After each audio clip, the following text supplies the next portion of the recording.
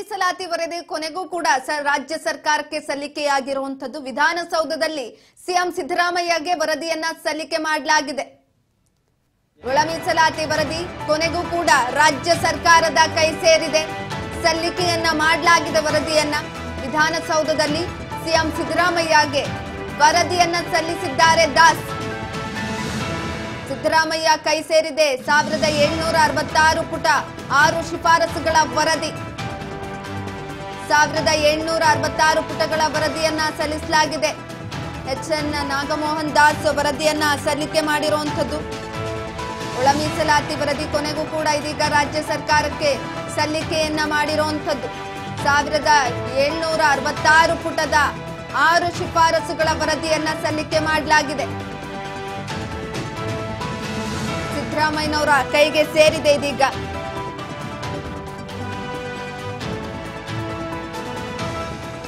ಶಿಕ್ಷಣ ಮತ್ತು ಸರ್ಕಾರಿ ಸೇವೆಗಳಲ್ಲಿ ಪರಿಶಿಷ್ಟ ಜಾತಿಯಲ್ಲಿ ಒಳ ಮೀಸಲಾತಿ ವರದಿಯನ್ನ ಮಾಡಲಾಗಿತ್ತು। ಕೊನೆಗೂ ಕೂಡ ಒಂದು ವರದಿ ರಾಜ್ಯ ಸರ್ಕಾರಕ್ಕೆ ಸಲ್ಲಿಕೆಯನ್ನ ಮಾಡಲಾಗಿರುವಂತದ್ದು। ಇಂದು ವಿಧಾನಸೌಧದಲ್ಲಿ ಸಿಎಂ ಸಿದ್ದರಾಮಯ್ಯನವರಿಗೆ ಈ ಒಂದು ವರದಿಯನ್ನ ಸಲ್ಲಿಕೆ ಮಾಡಲಾಗಿದೆ। ಕೆಲವೊಂದಷ್ಟು ಕುತೂಹಲಗಳು ಕೂಡ ಎಡೆಮಾಡಿಕೊಟ್ಟಿತ್ತು, ಇದೀಗ ಕೈ ಸೇರಿರುವಂತದ್ದು। ಸಿದ್ದರಾಮಯ್ಯನವರ ಕೈಗೆ 1700 ಪುಟಗಳ ವರದಿಯನ್ನ ಸಲ್ಲಿಕೆ ಮಾಡಲಾಗಿದೆ। ಎಚ್ಎನ್ ನಾಗಮೋಹನ್ ದಾಸ್ ವರದಿಯನ್ನ ಸಲ್ಲಿಕೆ ಮಾಡಲಾಗಿರುವಂತದ್ದು।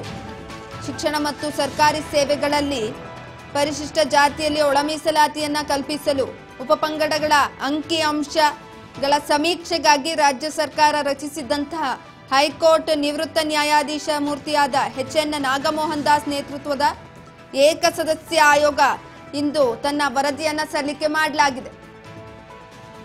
ಒಳ ಮೀಸಲಾತಿ ಹೈಲೈಟ್ಸ್ ಅಲ್ಲಿ ಏನೇನಿತ್ತು ಅನ್ನೋದನ್ನ ನೋಡೋದಾದ್ರೆ ನಾವು ಒಳ ಮೀಸಲಾತಿ ಬೇಕೆಂದು ನ್ಯಾಯಾಲಯಗಳ ಒಳಗೆ ಮತ್ತು ಹೊರಗೆ 30 ವರ್ಷಗಳ ಹೋರಾಟವನ್ನ ಮಾಡಲಾಗಿತ್ತು। ಈಗಾಗಲೇ 30 ವರ್ಷಗಳಿಂದ ಹೋರಾಟವನ್ನ ಮಾಡ್ಕೊಂತ ಬಂದಿದ್ರು। ಹಾಗಾಗಿ ಸರ್ವೋಚ್ಚ ನ್ಯಾಯಾಲಯ 8ನೇ ತಾರೀಕು 2024 8ನೇ ತಿಂಗಳಿನಲ್ಲಿ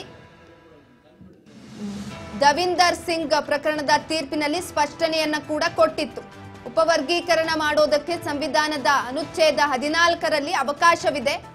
ಉಪವರ್ಗೀಕರಣ ಸಾಮಾಜಿಕ ನ್ಯಾಯದ ವಿಸ್ತರಣೆ, ರಾಜ್ಯ ಸರ್ಕಾರಕ್ಕೆ ಒಳ ಮೀಸಲಾತಿ ನೀಡುವ ಅಧಿಕಾರವಿದೆ ಅನ್ನುವ ತೀರ್ಪನ್ನ ಕೂಡ ಕೊಟ್ಟಿತ್ತು, ಸ್ಪಷ್ಟನೆಯನ್ನ ಕೊಟ್ಟಿತ್ತು। ಈ ಮುಖಾಂತರ ಅನುಚ್ಛೇದ 14ರಲ್ಲಿ ಅವಕಾಶವನ್ನ ಕಲ್ಪಿಸಿ ಸ್ಪಷ್ಟನೆಯನ್ನ ಕೊಟ್ಟಿದ್ದಂಥದ್ದು।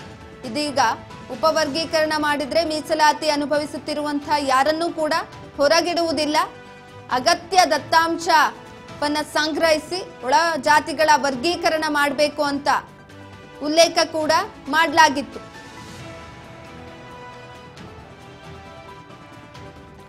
ಒಳ ಮೀಸಲಾತಿ ಬೇಕೆಂದು ನ್ಯಾಯಾಲಯಗಳ ಒಳಗೆ 30 ವರ್ಷದಿಂದ ಈ ಕುರಿತಾಗಿ ಹೋರಾಟಗಳು ನಡ್ಕೊಂತಾನೆ ಬಂದವು। ಹಾಗಾಗಿ ಇದೀಗ ಆ ಪ್ರಕರಣಕ್ಕೆ ಸಂಬಂಧಪಟ್ಟಂತೆ ತೀರ್ಪನ್ನ ಕೂಡ ಸುಪ್ರೀಂ ಕೋರ್ಟ್ 2024ರ ಆಗಸ್ಟ್ ತಿಂಗಳಲ್ಲಿ ಕೊಟ್ಟಿತ್ತು।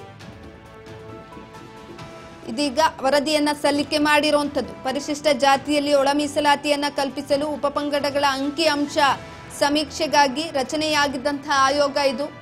ಆ ಆಯೋಗದ ವರದಿಯನ್ನ ಇಂದು ಸಿಎಂ ಸಿದ್ದರಾಮಯ್ಯನವರ ಕೈಗೆ ಕೊಡಲಾಗಿದೆ।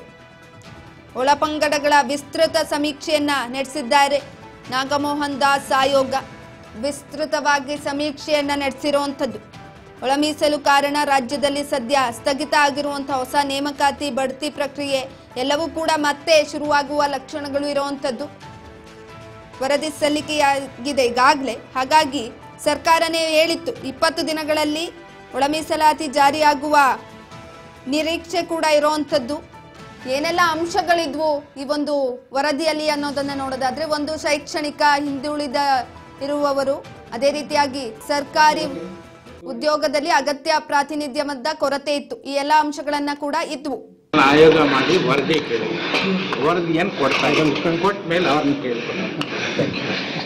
ಆಯೋಗ ಮಾಡಿ ವರದಿ ಕೇಳಿ, ವರದಿಯನ್ನು ಕೊಡ್ತಾ ಇದ್ದಾರೆ, ಕೊಟ್ಟ ಮೇಲೆ ಅವ್ರನ್ನ ಕೇಳ್ತಾರೆ। ನಾಗಮೋಹನ್ ದಾಸು ಮತ್ತು ಅವರ ಎಲ್ಲ ಅವ್ರ ಜೊತೆಯಲ್ಲಿ ಇದ್ದಂಥ ಸದಸ್ಯರುಗಳು ಸಿಬ್ಬಂದಿಗಳೆಲ್ಲ ಬಂದಿದ್ದರು। ಅವರು ಇವತ್ತು ರಿಪೋರ್ಟ್ ಕೊಟ್ಟಿದ್ದಾರೆ।